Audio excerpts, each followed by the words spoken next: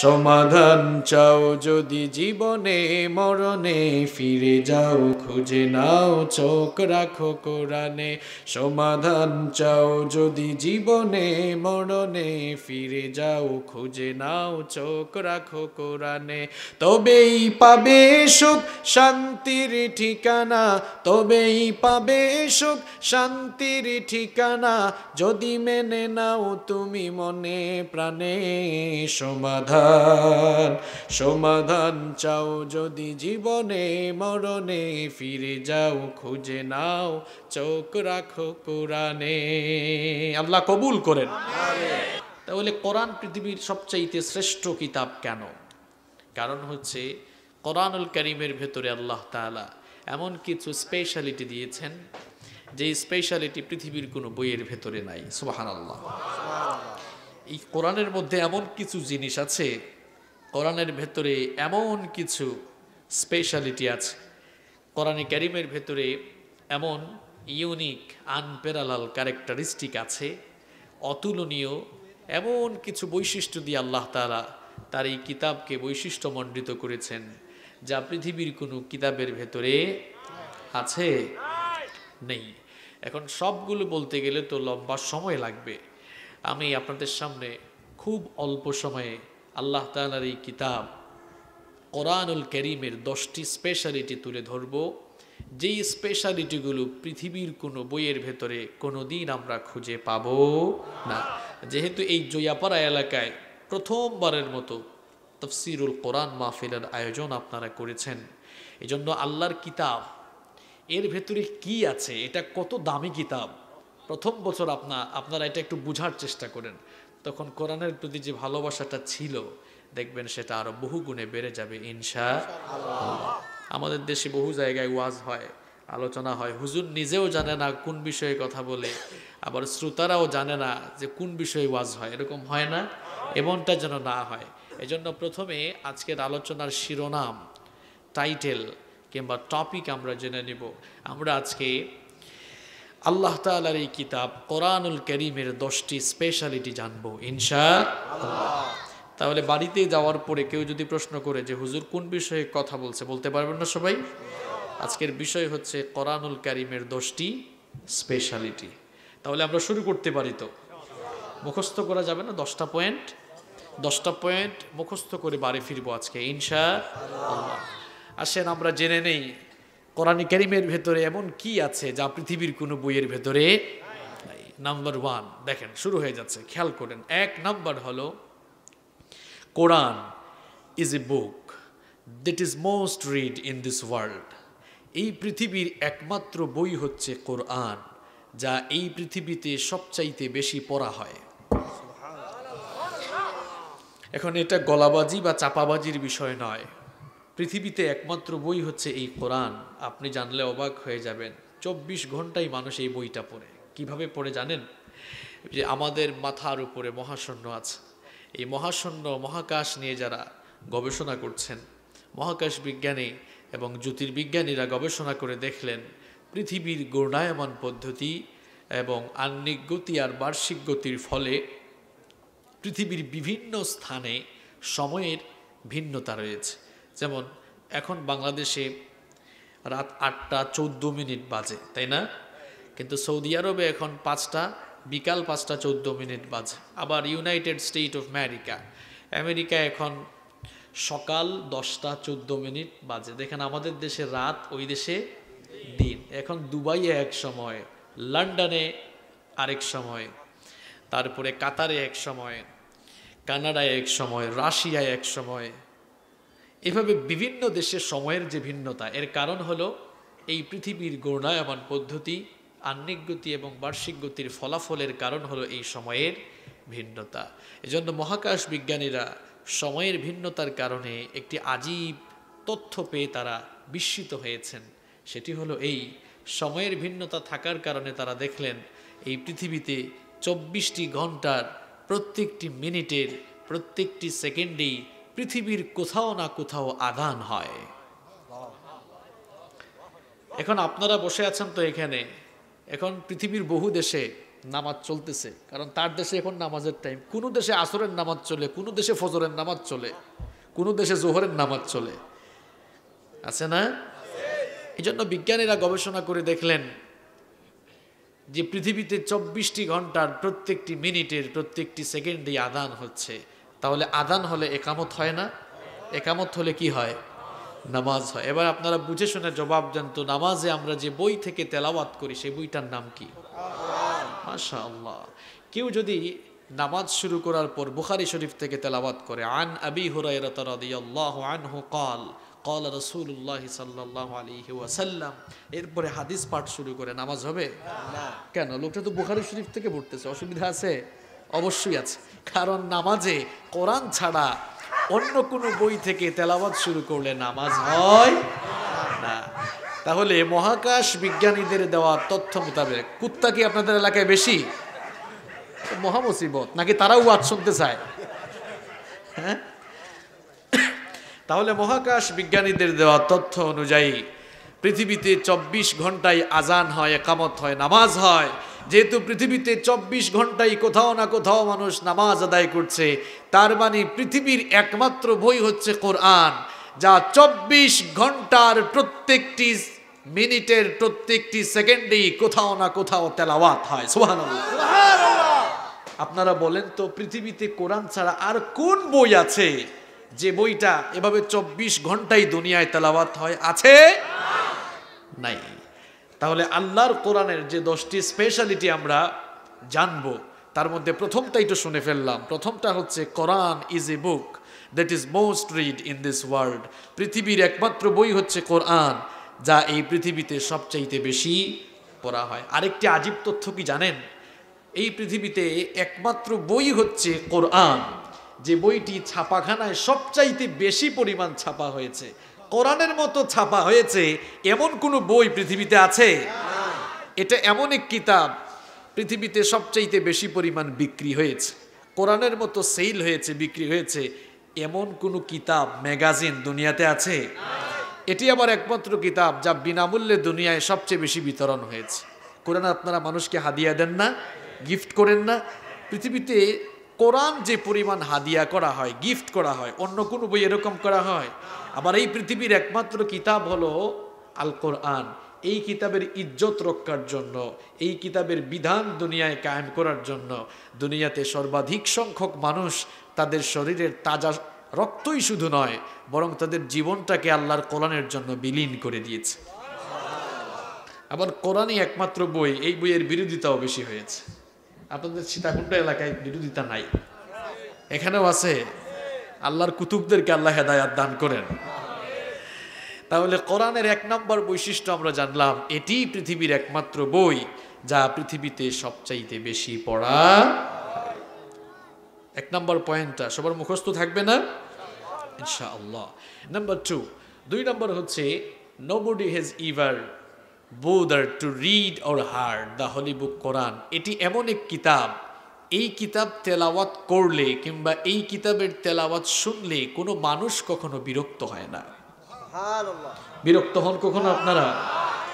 কোনো গান যখন বের হয়, যুবক আর তরুণরা সেই গান কয়েকদিন শোনার পরে বলে, গানটা চেঞ্জ করে দাও, পুরাতন হয়ে গিয়েছে, কত আর শুনবো, শুনতে শুনতে ভালো লাগে না, এই গান আমাদের কাছে পুরাতন হয়ে গিয়েছে।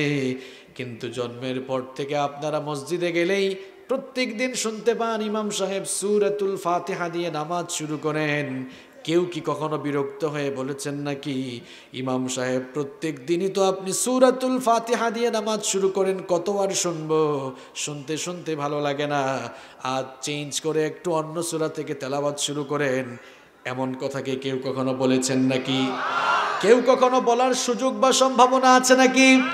আমার ভাইয়েরা, আল্লাহর কিতাব কোরআনের অ্যাট্রাকশন হলো এই জায়গায়, এই কিতাব যিনি তেলাওয়াত করেন কিংবা এই কিতাবের তেলাওয়াত যিনি শোনেন, কেউ কখনো বিরক্ত হয় না। যিনি পাঠ করেন তিনিও বিরক্ত হন না, যিনি শ্রোতা শুনেন তিনিও কখনো বিরক্ত হন না। বরং দেখা যায় আল্লাহর কোরআনের প্রতি মানুষের আবেগ আর ভালোবাসা এত বেশি। আপনারা যারা হজ করেছেন, উমরা করেছেন, হারামাইন শরীফাইনে যারা সালাত আদায় করেছেন দেখেছেন, সেখানে যখন সালাত শুরু হয়ে যায় মানুষেরা কোরআনের তেলাওয়াত শুনে চোখের পানি ঝরাতে থাকে। কারণ এক এক আলেম এক এক কণ্ঠে কোরআন তেলাওয়াত করে। কারো কারো কণ্ঠ এত সুন্দর, কারো কারো ভয়েসে আল্লাহ এমন সুধা ঢেলে দিয়েছেন, তারা যখন তাদের সুললিত কণ্ঠে আল্লাহর কিতাব তেলাওয়াত করে মানুষের কলিজায় শিহরণ সৃষ্টি হয়ে যায়, মানুষের কলিজা শীতল হয়ে যায়, ঠান্ডা হয়ে যায়। মানুষ তখন মনের অজান্তে চক্ষু থেকে পানি ঝরায়। এটাই হচ্ছে আল্লাহর কোরআনের অ্যাট্রাকশন। এভাবেই কিয়ামত পর্যন্ত কোরআনের তেলাওয়াত চলবে। মানুষেরাও কোরআনের তেলাওয়াত শুনে শুনে কলিজা ঠান্ডা করবে। কিয়ামত পর্যন্ত কোরআনের তেলাওয়াত চলবে। কোরআনের তেলাওয়াত শুনে শুনে মানুষেরা কোরআনের সুশীতল ছায়া তলে এসে আশ্রয় গ্রহণ করবে। তাহলে কোরআনের 2 নম্বর বৈশিষ্ট্য আমরা জানলাম। এই বই যিনি তেলাওয়াত করেন আর যিনি শুনেন কেউ কখনো বিরক্ত হয়। কোরআনুল কারীমের 3 নম্বর স্পেশালিটি হলো the number of the people who have memorized the holy book Quran is countless. এটি পৃথিবীর একমাত্র বই যেই বইয়ের মুখস্থকারীর সংখ্যা পৃথিবীতে সবচাইতে বেশি। বলেন তো, কোরআনের যত হাফেজ দুনিয়াতে আছে অন্য কোন বইয়ের এত হাফেজ দুনিয়ায় আছে? তাওরাতের এত হাফেজ আছে? জাবুর, ইনজিল, বাইবেলের অল টেস্টামেন্ট, নিউ টেস্টামেন্ট, জিন্দাভেস্তা, ভেদ, রামায়ণ সহ পৃথিবীর কোনো ধর্মীয় গ্রন্থ কিংবা কোনো সাহিত্য কিংবা কোনো দর্শনের কিতাব, কোনো বইয়ের এত মুখস্থকারী আছে যত মুখস্থকারী কোরআনের আছে? আবার এই কোরআন যেন আমরা সহজেই মুখস্থ করতে পারি, এই জন্য এই কোরআনকে সহজ ভাষায় নাজিল করেছেন কে? কোরআনুল কারীমে রব্বুল আলামিন বলছেন, ওয়ালাকাদ ইয়াসসারনাল কুরআনা লিযিকরি ফাহাল মিন মুদ্দাকির। তোমাদের পড়ার জন্য, বুঝার জন্য, মুখস্থ করার জন্য এই কিতাব আমি সহজ ভাষায় নাজিল করেছি। এই কোরআন যদি সহজ না হতো, আপনাদের এলাকার হাফেজ ছেলেরা কিভাবে 30 পারা কোরআন মুখস্থ করে তাদের সিনায় রেখেছে বলেন? এটা মুখস্থ করার জন্য সহজ ভাষায় নাজিল করেছেন কে? আল্লাহ। উলামা যারা আছেন তারা খুব ভালো জানেন কোরআনের ভাষা আর সাহিত্যের ভাষার মধ্যে অনেক তফাৎ আছে। আরবি সাহিত্যের ভাষা আর কোরআনের ভাষার মধ্যে অনেক পার্থক্য, অনেক তফাৎ আছে। কোরআনের লফজগুলোকে আল্লাহ তাআলা সহজ করে দিয়েছেন। এজন্য যে কোনো দেশের মানুষ, আমেরিকান মুসলমান, বাংলাদেশি মুসলমান, পাকিস্তানি মুসলমান, ইন্ডিয়ান মুসলমান, ভিন্ন দেশের ভিন্ন ভাষার মানুষ হলেও দেখা যায় কোরআন মুখস্থ করে ফেলতে পারে, কারণ এটিকে সহজ করে নাজিল করলেন কে? আল্লাহ। আর আমার দেশের হাফেজগুলা ব্রিলিয়ান্ট বললে ভুল হবে, কম হবে। এদেরকে ব্রিলিয়ান্ট বললে কম বলা হবে, বলতে হবে ট্রিলিয়ান্ট। কারণ এরা কোনো আন্তর্জাতিক প্রতিযোগিতায় অংশগ্রহণ করলে দেখা যায় আরব দেশের প্রতিযোগীদেরকে পেছনে ফালাইয়া এরা ফার্স্ট, সেকেন্ড, থার্ড হয়ে যায়। এই কোরআনকে সহজ করে নাজিল করেছেন কে? তাহলে কোরআনুল কারীমের 3 নম্বর স্পেশালিটি আমরা জানলাম। এটি পৃথিবীর একমাত্র কিতাব। এই কিতাবের হাফেজ, এই কিতাবের মুখস্থকারী দুনিয়ায় কম না বেশি? তাহলে আমরা কোন বিষয় নিয়ে কথা বলছি? কোরআনের 10টি স্পেশালিটি। বলছি কয়টা? মনে আছে না খেয়ে ফেলছেন? 1 নম্বর কি বলেছিলাম? এটা ক্লাস টেস্ট চলে, লাস্টে ফাইনাল টেস্ট হবে। 1 নম্বর কি বলছিলাম? হ্যাঁ, সবচাইতে বেশি পড়া হয়, এই তো। 2 নম্বর কি বলছিলাম? না না, এটা তেলাওয়াত করলে বা শুনলে কেউ বিরক্ত। 3 নম্বর কি বললাম? এর মুখস্থকারীর সংখ্যা সবচাইতে বেশি। একটু জিকির করেন, লা ইলাহা ইল্লাল্লাহ, লা ইলাহা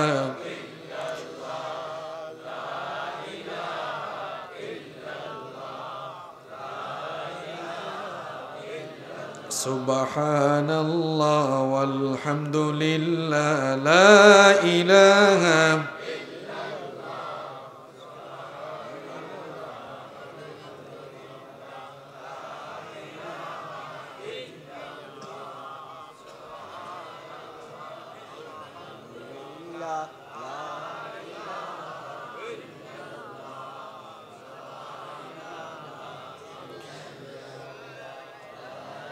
লা ইলাহা ইল্লাল্লাহু মুহাম্মাদুর রাসূলুল্লাহ সাল্লাল্লাহু।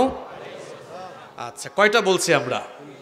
নাম্বার 4, 4 নম্বর হচ্ছে the entire Quran has been presented in poetic form. গোটা কোরআনকে আল্লাহ তাআলা ছন্দময় করে নাজিল করেছেন। সুবহানাল্লাহ পড়েন। আপনারা কোরআন সবসময় তেলাওয়াত করেন, কিন্তু খেয়াল করেন না। আপনারা দেখবেন কোরআন যখন তেলাওয়াত করবেন, কোরআনুল কারীমের প্রথম সূরা থেকে সর্বশেষ সূরা পর্যন্ত তেলাওয়াত করে যান, দেখবেন প্রত্যেকটি আয়াতের ভেতরে কি চমৎকার ছন্দের মিল দিয়ে আল্লাহ তাআলা এই কিতাব নাজিল করেছেন। সুবহানাল্লাহ। কোরআনুল কারীম কেউ যদি থেমে থেমে পড়ে, মনে হবে কেউ ছন্দ মিলিয়ে তেলাওয়াত করছে, আর না থেমে তেলাওয়াত করলে মনে হবে কেউ মাকালা, আর্টিকেল অর্থাৎ প্রবন্ধ পাঠ করছে। কোরআনুল কারীমের যে কোনো সূরা থেকে আপনি তেলাওয়াত শুরু করে দিলে মনে হবে যেন কি চমৎকার ছন্দের এক মিল রয়েছে। যেমন কোরআনের যে ছোট সূরাগুলো আপনাদের মুখস্থ রয়েছে, সেগুলো তেলাওয়াত করলেই দেখবেন কি সুন্দর ছন্দ মিল আল্লাহ তাআলা কোরআনে দিয়েছেন। আসেন আমরা সূরাতুল কাউসারটা তেলাওয়াত করি, পড়েন আমার সাথে। ইন্না আতাইনাকাল কাউসার ফাসাল্লি লিরাব্বিকা ওয়ানহার ইন্না শানিআকা হুয়াল আবতার। দেখেন কি সুন্দর ছন্দ মিল। ইন্না আতাইনাকাল ফাসাল্লি লিরাব্বিকা ইন্না শানিআকা হুয়াল। ছন্দ মিল আছে না নাই? সূরাতুল ইখলাস তেলাওয়াত করে দেখেন। কুল হুয়াল্লাহু আহাদ আল্লাহুস সামাদ লাম ইয়ালিদ ওয়া লাম ইউলাদ ওয়া লাম ইয়াকুল লাহু কুফুয়ান আহাদ। সুবহানাল্লাহ। দেখেন কি ছন্দের মিল এখানে। কুল হুয়াল্লাহ, সবাই বলেন কুল হুয়াল্লাহ আল্লাহুস সামাদ লাম ইয়ালিদ ওয়া লাম ইয়াকুল লাহু। দেখছেন আদের একটা টান আছে। কুল হুয়াল্লাহু আহাদ আল্লাহুস সামাদ লাম ইয়ালিদ ওয়া লাম ইউলাদ ওয়া লাম ইয়াকুল লাহু কুফুয়ান আহাদ। সুবহানাল্লাহ। এটা যে আপনারা মুখস্থ করে ফেলতে পারেন কেন জানেন? ছন্দ মিল আছে। যে কোনো সূরায় যান, কুল আউযু বিরাব্বিন নাস মালিকিন নাস ইলাহিন। দেখছেন যে কোনো সূরা তেলাওয়াত করেন, সূরা রহমানে গিয়ে দেখেন সেখানেও মিল পাবেন, সেখানেও ছন্দের মিল খুঁজে পাবেন। আর রহমান আল্লামাল কুরআন খালাকাল ইনসান আল্লামাহুল বায়ান। সুবহানাল্লাহ। আর রহমান আল্লামাল কুরআন খালাকাল ইনসান আল্লামাহুল বায়ান। ছন্দ মিল আছে না নাই?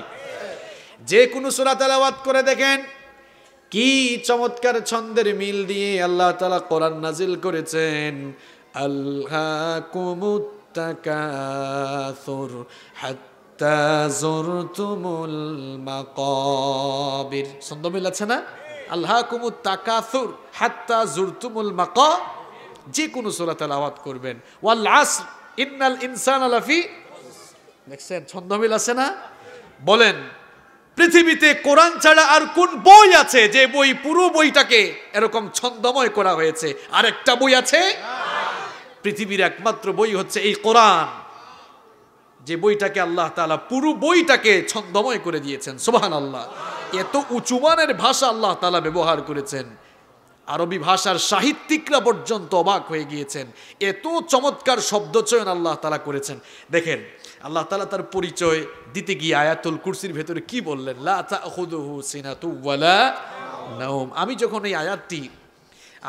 এই আয়াতটি নিয়ে পড়াশোনা করছিলাম, গবেষণা করছিলাম, সুবহানাল্লাহ, আমি অবাক হয়ে গেলাম।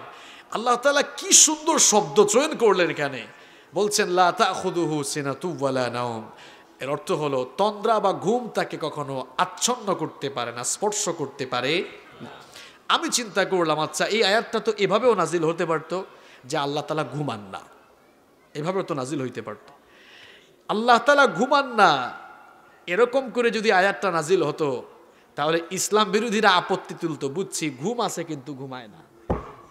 সুবহানাল্লাহ, কি শব্দ চয়ন করেন আল্লাহ তাআলা।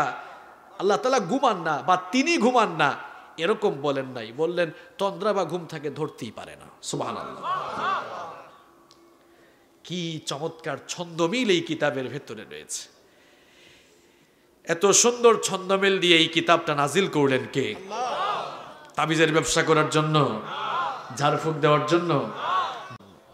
ঘরের ভেতরে আপনারা গোল্ড রেখে বাহিরে সিটি গোল্ড তালাশ করছেন। আফসুস, আল্লাহর কিতাবটা পড়ার, বুঝার, গবেষণার চেষ্টা করেন। আল্লাহ তৌফিক দান করেন। কোন বিষয় নিয়ে আলোচনা হচ্ছে মনে আছে তো? হ্যাঁ, বিষয়টা কি? হ্যাঁ, কোরআনের 10টি স্পেশালিটি আমরা জানছি। তাহলে কয়টা বললাম? নাম্বার 5, 5 নাম্বার হচ্ছে there is no contradiction between the holy book Quran and science. কোরআনের সাথে বিজ্ঞানের কোনো দ্বন্দ্ব আছে? অনেকেই বলতে পারে এখন তথ্য প্রযুক্তি অনেক সমৃদ্ধ হয়েছে, তথ্য প্রযুক্তি সমৃদ্ধ হয়ে যাওয়ায় গোটা পৃথিবী এখন গ্লোবাল ভিলেজে পরিণত হয়েছে, যার কারণে ঘরে বসে আমরা গোটা পৃথিবীর খবর নিতে পারি। কিন্তু ঘরে বসে গোটা দুনিয়ার খবর নেন, আর যতই তথ্য প্রযুক্তি আর বিজ্ঞানের বড়াই করেন, কোরআনের চেয়ে বিজ্ঞান কখনো আগাতে পারে নাই, পারবেও না। কেন পারবে না জানেন? এটা গলাবাজির বিষয় না, চাপাবাজির বিষয় না। আল্লাহ বর্তমান সময়ে বিজ্ঞান নতুন নতুন যত ইনোভেশন দুনিয়ার সামনে পেশ করছে, বিজ্ঞান যত নতুন নতুন তথ্য পৃথিবীর মানুষকে জানাচ্ছে, আপনি জানলে অবাক হয়ে যাবেন। আল্লাহ তাআলা এই কিতাবের ভেতরে সেই সায়েন্টিফিক থিওরি বা সেই সায়েন্টিফিক কথাগুলো আরো 1500 বছর আগে বলে দিয়েছেন। সুবহানাল্লাহ, আপনারা বলছেন ঠিক, কিন্তু আপনাদেরকে কেউ যদি বলে কই দেখান তো, দেখাইতে পারবেন? কেউ পারবেন না তো, কারণ এটা আপনারা ঝাড়ফুকের কিতাব বানাইছেন আর তাবিজ লেখালেখির কিতাব বানিয়েছেন। নো, এটা তাবিজের কিতাব নয়, it's the source of knowledge and science. এটা জ্ঞান বিজ্ঞানের উৎস। বুঝতে পেরেছেন কথা? কথা যদি বলতে যাই কথা তো বেড়ে যায়। দেখেন, বিজ্ঞান যত জিনিস আবিষ্কার করছে সব কিছু দেখা যাচ্ছে কোরআনের কাছে পরিত্যক্ত হয়ে যাচ্ছে। কোরআনের কাছে এটা পুরাতন, বিজ্ঞানের কাছে নতুন, কিন্তু কোরআনের কাছে। আমি 2টা এক্সাম্পল দিয়ে শেষ করি, আর যদি বিস্তারিত শুনতে চান দেখবেন কোরআন বিজ্ঞান নিয়ে আমার বিস্তারিত বেশ কয়েকটি আলোচনা ইউটিউবে আছে, সেখানে শুনবেন। সেখানে একেবারে বিজ্ঞানের সবগুলো শাখা নিয়ে এসেছে, কোরআন এবং বিজ্ঞানের আলোকে সেগুলো আলোচনা করেছে। দেখেন, সূর্য ঘুরে না পৃথিবী ঘুরে, এটা নিয়ে বিজ্ঞানীরা বহু তর্ক বিতর্ক করেছে। সর্বপ্রথম টলেমি বলেছিলেন যে পৃথিবী স্থির, পৃথিবীকে কেন্দ্র করে সূর্য তার চারপাশে পরিভ্রমণ করছে, ঘুরছে। টলেমির এই থিওরি বেশি দিন টিকে নাই। 1512 সালে নিকোলাস কোপারনিকাস বললেন টলেমি এতদিন যা বলেছে সব ভুয়া, মিথ্যা। আমি গবেষণা করে দেখেছি যে সূর্যও ঘুরে, পৃথিবীও ঘুরে, তুমিও ঘুরো, আমিও ঘুরি, সব কিছুই ঘুরে। এখন তো স্যাটেলাইটের যুগ চলে আসছে, স্যাটেলাইটের যুগ হওয়ায় এখন সব কিছু জানা আরো সহজ হয়ে গিয়েছে। দেখেন, আল্লাহ তাআলা এই যে সব কিছু ঘুরছে, ঘোরাঘুরি সমস্যার সমাধান বিজ্ঞান কিছুদিন আগে দিয়েছে। আর আপনি যদি সূরা ইয়াসিনের ভেতরে যান, কোরআনুল কারীমের বিজ্ঞানময় সূরা ইয়াসিনের ভেতরে রব্বুল আলামিন এই সমস্যার সমাধান আরো 1500 বছর আগেই দিয়েছেন। ওয়াশ-শামসু তাজরি লিমুস্তাকাররিন লাহা যালিকা তাকদীরুল আজিজিল আলীম ওয়াল কমারা কদ্দারনাহু মানাজিলা হাত্তা আদা কাল উরজুনিল القديم لا الشمس ينبغي لها أن تدرك القمر ولا الليل سابق النهار وكل في فلك يسبحون আল্লাহ তাআলা বলছেন সূর্যের জন্য আমি একটি কক্ষপথ ঠিক করে দিয়েছি, সূর্য তার ওই নির্ধারিত কক্ষপথে পরিভ্রমণ করছে। চন্দ্রের জন্য আমি একটি মঞ্জিল ঠিক করেছি, চন্দ্র তার সেই নির্ধারিত মঞ্জিলে পরিভ্রমণ করছে। সূর্য কখনো চন্দ্রের নাগালে যেতে পারে না, রাত কখনো দিনের আগে যেতে পারে না। প্রত্যেকেই তাদের আপন আপন কক্ষপথ অনুযায়ী সন্তরণ করছে। দেখেন, পৃথিবীর আকৃতি নিয়ে বিজ্ঞান কিছুদিন আগে সমাধান দিয়েছে। পৃথিবীটা কেমন বলেন তো আপনারা? হ্যাঁ, কি আবার বলেন তো? এই তো একজন ভালো করে বলছে, আর সব ফেল করছেন আপনারা। আহারে, এই স্যাটেলাইটের যুগে বুঝি পৃথিবী সম্পর্কে এই ধারণা আপনাদের না? পৃথিবী গোল কে বলছে আপনাদেরকে? পৃথিবী গোল নয়। দেখেন সুবহানাল্লাহ, এই কিতাবটা কেমন কিতাব, কেন পড়েন না আপনারা এই কোরআন? প্রাচীনকালের মানুষ মনে করত পৃথিবী মনে হয় চ্যাপ্টা কিংবা সমতল। বিজ্ঞানের উৎকর্ষ সাধনের ফলে পরবর্তীকালে মানুষ জানলো পৃথিবী গোলাকার। আর এটি কে বলেছিলেন জানেন? তার নামটা কি, কে বলতে পারবেন? কে বলতে পারেন না? Francis Drake. 1597 সালে তিনি জলপথে দুনিয়ার চারপাশ ঘুরে এরপরে বলেছিলেন যে আমি ঘুরে ঘুরে দেখছি পৃথিবীটা আসলে গোল। তো বিজ্ঞানের উৎকর্ষ সাধনের ফলে পৃথিবী গোল মানুষ জানলো। কিন্তু আধুনিক বিজ্ঞান বলল যে প্রাচীনকালের বিজ্ঞানীরা যা বলছে ভুল বলছে, এরা সঠিক তথ্য দিতে পারে নাই। এখন স্যাটেলাইটের যুগ হওয়ার কারণে আধুনিক বিজ্ঞান বলল যে পৃথিবী আসলে গোলাকার নয়, বরং পৃথিবী হচ্ছে ডিম্বাকৃতির। ডিম বুঝেন তো আপনারা? চট্টগ্রামের আঞ্চলিক ভাষায় ডিমকে আপনারা কি বলেন? হ্যাঁ, এদিকে আরো কে জানে কি বলছে? আন্ডা। আমাদের সিলেটে বলে এন্ডা, আর আপনাদের এখানে বলে আন্ডা। সিলেটের কিছু কিছু জায়গায় আবার আরবিও আছে, কয় বৈদা। আরবিতে কিন্তু ডিমকে বাইদা বলা হয়, তাই না? তো যাই হোক, আন্ডা বুঝেন তো আপনারা? আন্ডাটা কি গোল? আন্ডা কি গোল? গোল না। তো পৃথিবীতে হচ্ছে আন্ডার মতো গোল, মানে ডিম বাকৃতির। মুরগির ডিম না, আবার উট পাখির ডিম। এটা বিজ্ঞান কয়েক বছর আগে বলছে, কিন্তু আপনি জানেন এই কথাটাও রব্বুল আলামিন ১৫০০ বছর আগে বলেছেন, ওয়াল আরদা বাদা যালিকা দাহাহা। আর আমি জমিনকে বিস্তীর্ণ করেছি। কেমন বিস্তীর্ণ? আল্লাহ তাআলা বলছেন দাহাহা।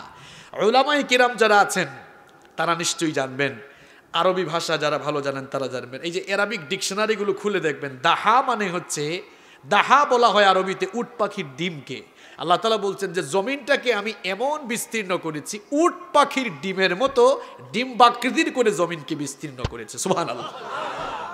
দেখেন বিজ্ঞান এত তর্কাতর্কি, এত ঠেলাঠেলি, কিলাকিলির পরে সমাধানে আসছে কিছু কাল আগে। আর কোরআনে এই সায়েন্টিফিক ইনফরমেশন ১৫০০ বছর আগে দিলেন কে? তাহলে বলেন কোরআন আগে না বিজ্ঞান আগে? কোরআন আগে না বিজ্ঞান আগে? গলাবাজি করার বিষয় না প্রমাণিত বিষয়? ফিঙ্গারপ্রিন্ট বুঝেন তো আপনারা? আপনারা কি বলেন বাংলায়? আঙ্গুলের ছাপ। আরবিতে বলা হয় বাসমাত, ইংরেজিতে বলা হয় ফিঙ্গারপ্রিন্ট, আর বাংলায় বলা হয় আঙ্গুলের। আমাদের হাতে আঙ্গুল আছে কয়টা? কোনো আঙ্গুলের ছাপের সাথে কোনো আঙ্গুলের কি মিল আছে? আপনার আঙ্গুলের ছাপের সাথে আমার আঙ্গুলের ছাপের কোনো মিল নাই। পৃথিবীতে ৮০০ কোটি মানুষ বসবাস করছে, কারো আঙ্গুলের ছাপের সাথে কারো আঙ্গুলের ছাপের কোনো মিল নাই। সুবহানাল্লাহ। এখানে কুদরতটা কার? আপনার আঙ্গুলের ছাপের সাথে আমার আঙ্গুলের ছাপের মিল নাই, এই জন্য জালিয়াতির সুযোগ যেন কেউ না নেয়। জমি রেজিস্ট্রির সময়, তারপরে ভুটাভুটির সময় ফিঙ্গারপ্রিন্ট লাগে না? আবার দেশের বাহিরে গেলে দেখবেন ইমিগ্রেশন ক্রস করার সময় ফিঙ্গারপ্রিন্ট দেওয়া লাগে, কারণ আপনার ফিঙ্গারপ্রিন্টের সাথে দুনিয়ার কারো ফিঙ্গারপ্রিন্টের কোনো মিল নেই। এই যে মানুষের ফিঙ্গারপ্রিন্টের সাথে কোনো মানুষের ফিঙ্গারপ্রিন্টের মিল নেই, এই যে ফিঙ্গারপ্রিন্টের সিস্টেমটা কখন থেকে আসছে জানেন আপনারা? এখন কত সাল? ২০০০? কথা কয় না কেন? এখন কত সাল? ২০২১ সাল। ১৮০০ সালের পরে পৃথিবীর মানুষ জানতে পারছে প্রথম যে আঙ্গুলের ছাপ বলে একটা জিনিস আছে, যেটার সাথে কারোর সাথে কারো কোনো মিল নাই। ১৮৫৬ সালে ব্রিটিশ বিজ্ঞানী উইলিয়াম হার্সাল তিনি মানবদেহের উপরে গবেষণা করে এই তথ্য দুনিয়াবাসীকে জানিয়েছিলেন। কিন্তু আপনি জানলে অবাক হয়ে যাবেন, মানুষের অভিন্ন এই ফিঙ্গারপ্রিন্টের কথা ১৫০০ বছর আগে রব্বুল আলামিন কোরআনুল কারীমে বলে দিয়েছেন। কোরআনে কারীমের ৭৫ নম্বর সূরা সূরাতুল কিয়ামা এর ৩ এবং ৪ নম্বর আয়াতে রব্বুল আলামিন বললেন, আয়াহসাবু আল্লান নাজমা'a 'ইযামা বালা কাদিরিনা আলা আন নুসাউইয়া বানানা। আল্লাহ তাআলা তাদের কথার জবাব দিয়েছেন যারা বলে যারা মনে করে মানুষ মরে যাওয়ার পর মানুষের হাড্ডি মাংস অস্থিপিঞ্জর সব কিছু যখন আলাদা আলাদা হয়ে মাটির সঙ্গে মিশে যাবে, মরে যাওয়ার পর সব যখন একেবারে ছিন্ন ভিন্ন আলাদা হয়ে বিলীন হয়ে যাবে, কিয়ামতের দিন কে আবার আমাদেরকে জিন্দা করবে? এই ধরনের লোকগুলোর কথার জবাব দিয়ে আল্লাহ তাআলা বলছেন, আয়াহসাবু আল্লান নাজমা ইজামা, তোমরা কি মনে করছো আমি তোমাদের অস্থিপিঞ্জরগুলো একত্রিত করতে পারবো না?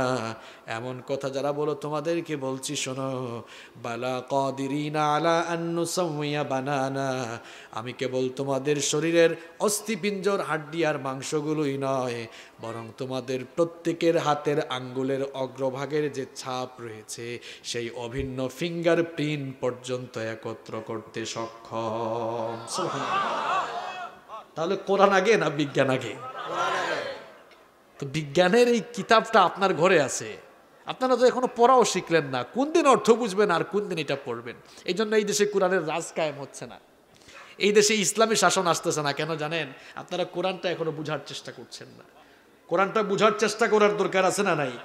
চেষ্টা করার দরকার না, কোরআন শেখা ফরজ, এটা নফলও না মুস্তাহাবও না। আমার দেশের শিক্ষা ব্যবস্থার ভেতরে কোরআন আছে, আছে না? পাবলিক কথা কয় না কেন? আছে। এখন শুনতেছি বলতেছে কোরআন হাদিস দিয়ে ওয়াজ করা বাধ্যতামূলক। আমরা তো কোরআন হাদিস দিয়ে কথা বলি, কিন্তু কথাটা হলো এই, কোরআন হাদিস দিয়ে ওয়াজ করা বাধ্যতামূলক এটা আমরাও জানি, আমরা ওয়াজ করিও। কিছু কিছু মানুষ হয়তো আছে কিচ্ছা কাহিনী বলে, এদেরকে এদেশের উলামায়ে কেরাম সমর্থন করেন না। কথা হচ্ছে কোরআন হাদিস দিয়ে ওয়াজ করলে এগুলো সইবার সহ্য ক্ষমতাও থাকতে হবে। কারণ কোরআন সুদ ঘুষের পক্ষে না বিপক্ষে? দুর্নীতির পক্ষে না বিপক্ষে? শরীর যদি দুর্বল হয় পাওয়ারে ওষুধ খাওয়া যাবে? আরো দুর্বল হবে। কোরআন হাদিস সহ্য করার ক্ষমতাও থাকতে। আমার ভাইয়েরা, আল্লাহর কোরআনের 5 নম্বর স্পেশালিটি আমরা জানলাম, এটি এমন এক কিতাব, বিজ্ঞানের যুগে এই কোরআন কি অচল? অচল নয়, শুধু সচল নয়, এটা বিজ্ঞানের চেয়ে আরো অত্যাধুনিক। আমরা যদি আধুনিক হই তাহলে কোরআন অত্যাধুনিক। সুবহানাল্লাহ। যত কাল আসবে, যত যুগ আসবে, যত সময় আসবে, সকল কাল সকল সময় এবং যুগের চাহিদা মেটাতে কোরআন সক্ষম কিনা? তাহলে কোরআনের সাথে বিজ্ঞানের কোনো দ্বন্দ্ব নেই।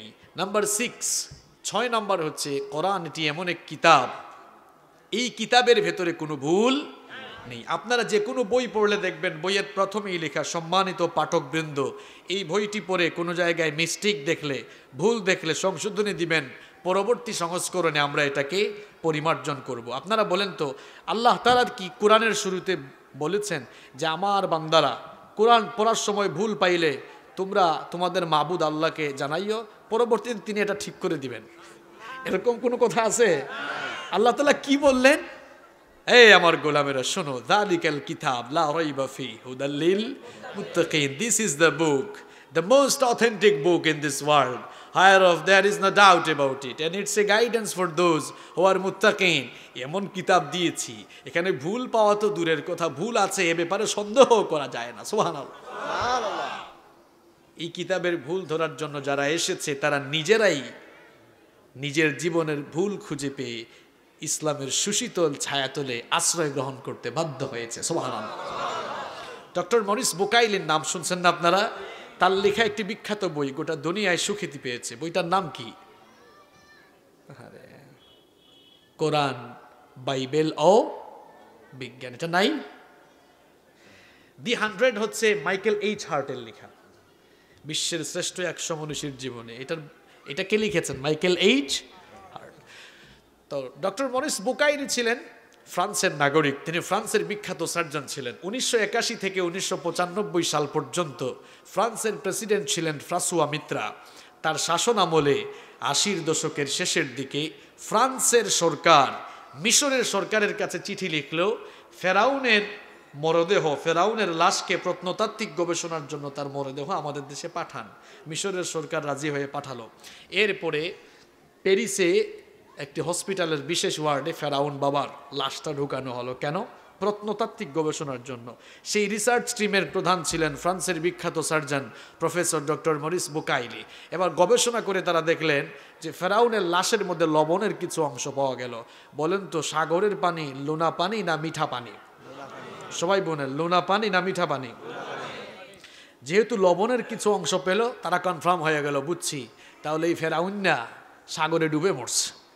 একজন তখন বলল ডক্টর মরিস বুকাইলিকে, স্যার হে যে সাগরে ডুবে মরছে আর তার লাশ নিয়ে যে আমরা এখন গবেষণা করব, এটা কিন্তু মুসলমানদের ধর্মীয় গ্রন্থ কোরআনের ভেতরে এসেছে। আল্লাহু আকবার বলবেন না? ডক্টর মরিস বুকাইলি অবাক হয়ে গেল, কয় মাথা কি ঠিক আছে তোমার? ফেরাউন তো ডুবছে 3000 বছর আগে, আর কোরআন নাজিল হয়েছে কত বছর আগে? কথা কন না কেন আপনারা? মুখে ঠাডা পড়ছে নাকি? ফেরাউন ডুবেছে কত বছর আগে? 3000 বছর আগে। আর কোরআন নাজিল হয়েছে কত বছর আগে? 1500 বছর আগে। তো 3000 বছর আগের ঘটনা 1500 বছর আগের বই আসে কেমনে? বুঝছি এটা কেউ মনে হয় ভুল টুল বলে দিয়েছে, আনো তো আমার কাছে, কোরআনে এটা আছে না? কোরআনের 10 নম্বর সূরা ইউনূসের 92 নম্বর আয়াত, ফাল ইয়াউমা নুনাজ্জিকা বিবাদানিকা লিতাকুনা লিমান খালফাকা আয়া। তোকে একেবারে মেরে ফেলবো না, শরীরটা অক্ষত রাখবো। কেন অক্ষত রাখবো? লিতাকুনা লিমান খালফাকা আয়া, তোর পরের ফেরাউনটা যেন তোরে দেখে শিক্ষা নিতে পারে। ফেরাউন যে ছিল এটা কিন্তু তার নাম ছিল না, জানেন আপনারা? যেমন বাংলাদেশে যিনি সরকার প্রধান হন তাকে কি বলা হয়? হ্যাঁ বলেন সবাই, হয়েছে কি কি বলা হয়? প্রধানমন্ত্রী। মিশরে যিনি ক্ষমতা চালাতেন তাকে বলা হতো তখন ফেরাউন। এই ফেরাউনের নাম কোনো কোনো জায়গায় এসেছে দ্বিতীয় রামিসেস বা রেমিসেস, যেটাই হোক। তো আল্লাহ তাআলা ফেরাউনের নাম কোরআনে ফেরাউনই দিয়েছেন। তো যাই হোক, বলল ঠিক আছে কোরআনটা নিয়ে আসো, দেখি কোনো জায়গায় ভুল টুল আছে কিনা। দেখেন কত বড় সাহস। এরপরে কোরআন খুলে দেখলো, কোরআন যে শব্দগুলো দিয়ে লেখা, অক্ষরগুলো দিয়ে লেখা, এই অক্ষর হে জীবনেও দেখে নাই। দেখছে? আচ্ছা বলেন তো, আপনাদের কারো সামনে যদি চাইনিজ ল্যাঙ্গুয়েজ, চাইনিজ ভাষায় লেখা কোনো বই এনে দেওয়া হয়, ওয়াং ওয়াং চুয়াং ওয়াং, কিছু বুঝবেন আপনারা? তখন বল বাপরে বাপ এগুলা কি? তো মরিস বুকাইলি যখন কোরআন দেখলো আরবি ভাষায়, কই বাপরে বাপ এগুলো কি, এটা তো পারবো না আমি। তখন সে তার মাদার ল্যাঙ্গুয়েজ, তার মাতৃভাষায় কোরআনকে অনুবাদ করলো, অনুবাদ করে পড়লো, গবেষণা করলো, কোনো ভুল ধরতে পারলো না। এরপরে ডক্টর মরিস বুকাইলি কোরআনে কারীমকে ইংলিশ ল্যাঙ্গুয়েজে ট্রান্সলেট করে কোরআন পড়া শুরু করলো, গবেষণা শুরু করলো। তারপরেও কোরআনের কোনো ভুল ধরতে পারে না। ডক্টর মরিস বুকাইলি মনে করলো কোরআন যেহেতু আরবি ভাষায় নাজিল হয়েছে, সুতরাং আরবি ভাষা শিখে তারপরে যদি আরবি ভাষায় কোরআন পড়ি, গবেষণা করি, তাহলে এই কোরআনের ভুল ধরতে পারবো। এবার মুসলিম বিশ্বের আরব দেশের কয়েকজন স্কলারদের কাছ থেকে সে আরবি ভাষা শিখলো। এরপরে সে আরবি ভাষায় কোরআন পড়া শুরু করলো। কোরআনের প্রথম সূরা সূরাতুল ফাতিহা থেকে নিয়ে কোরআনুল কারীমের সর্বশেষ সূরা সূরাতুন নাস পর্যন্ত পুরো কোরআন সে পড়লো, গবেষণা করলো, একটা ভুলও ধরতে পারলো না। শেষ পর্যন্ত দুনিয়ার মানুষদেরকে জানিয়ে দিল, ও দুনিয়ার মানুষেরা শোনো, আমি ডক্টর মরিস বুকাইলি এসেছিলাম কোরআনের ভুল ধরার জন্য। কোরআনের ভুল ধরতে এসে দেখি এই কোরআন আমার নিজের জীবনের ভুল বের করে দিয়েছে। কোরআনের ভুল খুঁজতে এসে অবশেষে সে মুসলমানও। এটা আল্লাহর কিতাব, এর ভেতরে কোনো ভুল আছে? এটাই পৃথিবীর একমাত্র নির্ভুল কিতাব, যার ভেতরে একটা ভুলও নাই। সুবহানাল্লাহ। নাম্বার 7, কোরআনুল কারীমের 7 নাম্বার স্পেশালিটি হচ্ছে আল্লাহ তাআলার এই কিতাব। এটি এমন এক কিতাব, এই কিতাবের মতো কিতাব কারো দ্বারা বানানো সম্ভব? আরে ভাই, এই কিতাবের মতো কিতাব বাদ দেন, এই কিতাবের যে সূরাগুলো আছে, সূরার মতো একটা সূরা বানানো যাবে? সূরা তো দূরের কথা, আয়াতের মতো আয়াত বানানো যাবে? একটা শব্দও বানানো যাবে না। It's quite impossible to create a book like holy Quran. কোরআনের মতো কোরআন বানানো কারো দ্বারা সম্ভব? যারাই বানাতে গিয়েছে জালিয়াতিতে ধরা পড়েছে। মুসাইলামার নাম শুনছেন তো আপনারা? হাতে কে মুসাইলামাটা? কে? হ্যাঁ, ভণ্ড নবুয়তের দাবিদার ছিল। মুসাইলামা যখন তাকে নবী বলা শুরু করলো, লোকেরা বলল, কি ব্যাপার মুসাইলামা, তুমি যে তোমাকে নবী বলা শুরু করলা, তোমার কাছে কি জিবরিল আসে না? জিবরিলের সাথে তোমার কি দেখা সাক্ষাৎ হয় না? তোমার উপরে কি সূরা বা আয়াত নাজিল হয় না? মুসাইলামা কায়দা করে উত্তর দিল, দেখো ভাই, আমি তো মাত্র নবী হয়েছি, নতুন নবী হয়েছি, জিবরিল আমার কাছেও আসবে, সূরা বা আয়াত নাজিল হবে, একটু টাইম দাও, সময় দাও, কারণ আমি তো নতুন নবী। কিছুদিন পর লোকদেরকে ডেকে বলল, লোকেরা শোনো, গত রাতেই আমার কাছে জিবরিল আসছিলেন। লোকেরা বলল অবাক হয়ে, তাই তোমার কাছে কি কোনো সূরা বা আয়াত নাজিল হয়েছে নাকি? কয় হয়েছে তো। কোন সূরা? কয় সূরাতুল ফিল। কোরআনেও কিন্তু একটা ফিল আছে, আলাম তারা কাইফা ফাআলা রাব্বুকা বিআসহাবিল, এই ফিল না, এটা মুসাইলামার ফিল। মুসাইলামা বলল আমার কাছে সূরা ফিল নাজিল হয়েছে। তখন লোকেরা বলল ঠিক আছে তেলাওয়াত করে শোনাও।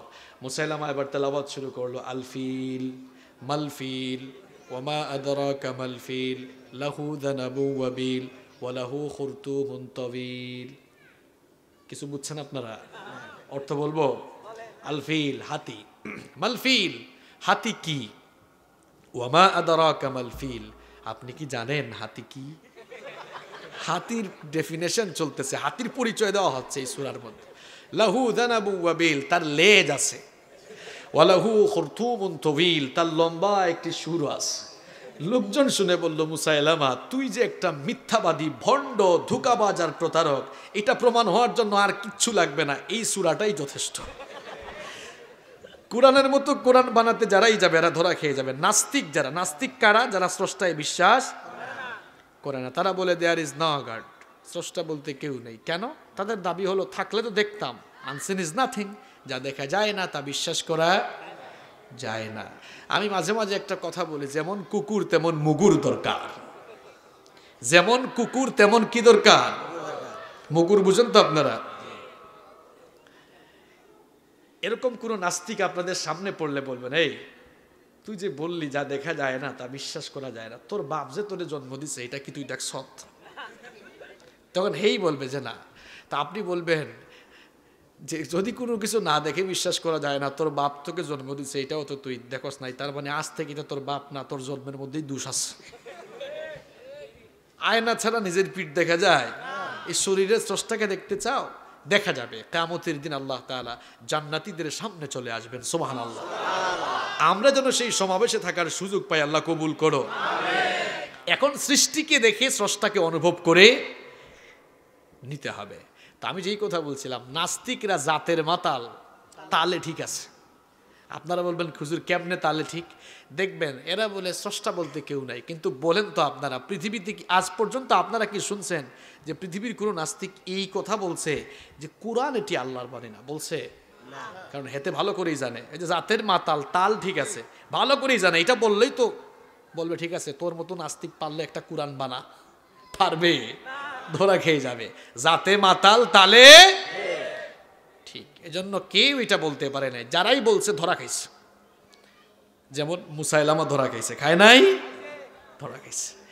তাহলে আমরা কোরআনের 7 নাম্বার স্পেশালিটি জানলাম, আল্লাহর কোরআনের শব্দের মতো একটা শব্দও কারো দ্বারা বানানো সম্ভব। কোরআনুল কারীমের 8 নাম্বার বৈশিষ্ট্য হলো এটি এমন এক কিতাব, এই কিতাবের হেফাজতকারী স্বয়ং কে? ইন্না নাহনু নাযালনা যিকরা ওয়া ইন্না লাহু লাহাফিজুন। আল্লাহ তাআলা বলছেন নিশ্চয়ই এই কোরআন নাজিল করেছি আমি, আর এর হেফাজতের সংরক্ষণের সবটুকু দায়িত্ব নিয়েছি আমি। সুবহানাল্লাহ। এজন্য যেই কোরআনের হেফাজতের দায়িত্ব আল্লাহ নিজে নিয়েছেন, এই কোরআন, এই কোরআনের আওয়াজ, এই কোরআনের আন্দোলন থামিয়ে দেওয়া দুনিয়ার কারো দ্বারা সম্ভব নয়। এটা সম্ভব? কোনো জায়গায় আগুন লাগলে আগুন নেভানোর জন্য কেউ যদি গিয়ে লাঠি দিয়ে বাড়ি মারে, ওই আগুনের তেজ বাড়বে না কমবে? আগুন লাগা জায়গায় লাঠি দিয়ে বাড়ি মারলে আগুনের তেজ যেমন বাড়ে, যেখানে এই কোরআনের আওয়াজ শোনা যায়, যেখানে এই কোরআনের গণজোয়ার বা গণবিস্ফোরণ শুরু হবে, সেই গণজোয়ার বা গণবিস্ফোরণ থেকে যারা রুখে দিতে চাইবে কিংবা যারা থামিয়ে দিতে চাইবে, সেই ময়দান, সেই জনপদ, সেই জায়গা কোরআনের বিপ্লব, কোরআনের রাজ কায়েমের জন্য আরো উর্বর হয়ে যাবে। এটাই পৃথিবীর বাস্তবতা। যারাই কোরআনের আওয়াজকে থামিয়ে দিতে চেয়েছে তারা নিজেরাই ধ্বংস হয়ে ধ্বংসের আস্থা কুরে নিক্ষিপ্ত হয়েছে। আমরা কোরআনের পক্ষে না বিপক্ষে? কোরআনের পক্ষে থাকলে মর্যাদা বাড়াবেন কে? আল্লাহ। মর্যাদার পয়েন্টটাও চলে আসছে। আল্লাহর কোরআনের 9 নম্বরের স্পেশালিটি হলো এর কাছে যেই আসে তার মর্যাদা বাড়ে না কমে? সবাই একটু বুঝে শুনে জবাব দিয়েন। যেই ফেরেশতা এই কোরআন নিয়ে আসলেন, সকল ফেরেশতার উপরে এই ফেরেশতার মর্যাদা কম না বেশি? যেই ভাষায় এই কিতাব নাজিল হলো, পৃথিবীর সকল ভাষার উপরে এই ভাষার শ্রেষ্ঠত্ব কম না বেশি? যার উপরে এই কিতাব নাজিল হলো, দুনিয়ার সকল মানুষের উপরে তার মর্যাদা কম না বেশি? এবার বলেন তো, যেই মাসে কোরআন নাজিল হয়েছে সকল মাসের উপরে ওই মাসটার দাম কম না বেশি? যেই রাতে কোরআন নাজিল হয়েছে সকল রাতের উপরে ওই রাতের দাম কম না বেশি? দেখেন, কাঠ দিয়ে ফার্নিচার বানানো হয়, সোফা বানানো হয়, আসবাবপত্র বানানো হয়, এগুলোর সাথে পা লাগলে কেউ কখনো সালাম করে না, সম্মান বা ভক্তি করে না। কিন্তু কাঠের দুইটা ছোট্ট টুকরা দিয়ে যখন রেহাল বানানো হয়, আর রেহালের উপরে যখন আল্লাহর কিতাব কোরআন রাখা হয়, মানুষের পায়ের সাথে রেহাল লাগলে মানুষেরা সঙ্গে সঙ্গে বুকের সাথে জড়িয়ে ধরে চুমু খায়, সম্মান করে, ভক্তি করে। কারণ এই কাঠের দুইটা টুকরার উপরে আল্লাহর কিতাব কোরআন রাখা হয়েছে। এই জন্য বিশাল একটা সোফার চাইতেও কাঠের দুইটা টুকরার মর্যাদা বেড়ে গিয়েছে, কারণ এই কাঠের টুকরার উপরে আল্লাহর কিতাব রাখা হয়েছে। এই জন্য কাঠের টুকরার মর্যাদা বেড়েছে না কমেছে? আবার দেখেন, আপনাদের বাসা বাড়িতে আলনায় আলমারিতে কাপড় থাকে, আপনারা কি আলনা বলেন না অন্য কিছু বলেন? আলনা। আলনায় আপনাদের কাপড় থাকে, মাঝে মাঝে কাপড় ধোয়ার জন্য টান মারেন, পায়ের নিচে পড়ে যায়, কিন্তু কখনো চুমু খান, সালাম করেন? বড় বড় কম্বলগুলোকে মানুষ কিভাবে ধোয়? পা দিয়ে ঢোলাঢলি করে, এরপরে চুমু খায় নাকি?